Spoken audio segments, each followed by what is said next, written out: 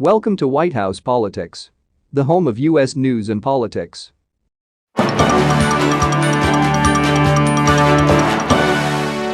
After nearly 8 months of questions and controversy surrounding the events of January 6, the most prominent question remains unanswered: who killed Ashli Babbitt? Michelle Witthoeft, Babbitt's mother, says Speaker of the House Nancy Pelosi is responsible for her daughter's death.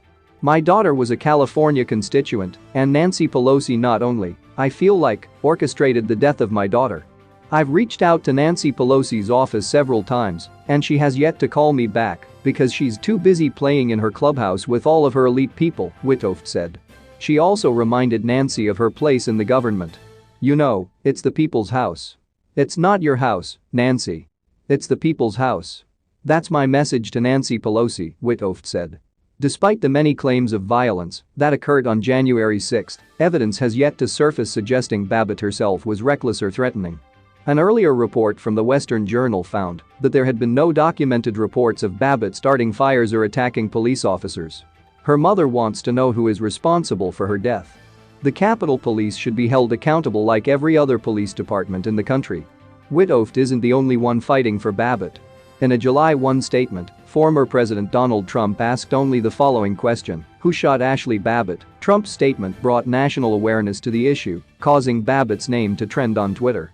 Back in April, Babbitt's family announced that they were suing the Capitol Police for at least $10 million in damages.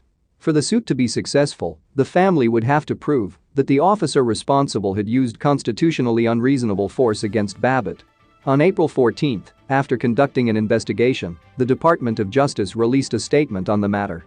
Prosecutors would have to prove not only that the officer used force that was constitutionally unreasonable, but that the officer did so willfully, which the Supreme Court has interpreted to mean that the officer acted with a bad purpose to disregard the law, the DOJ said. As this requirement has been interpreted by the courts, evidence that an officer acted out of fear, mistake, panic, misperception, negligence, or even poor judgment cannot establish the high level of intent required under Section 242.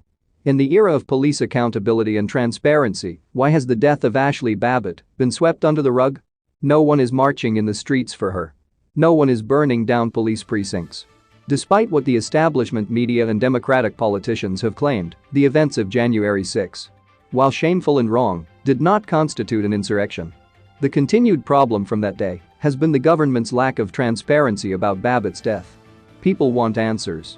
They won't forget, and Babbitt's mother isn't going to let. That's all for now. Stay tuned and subscribe to White House Politics for more political news and updates.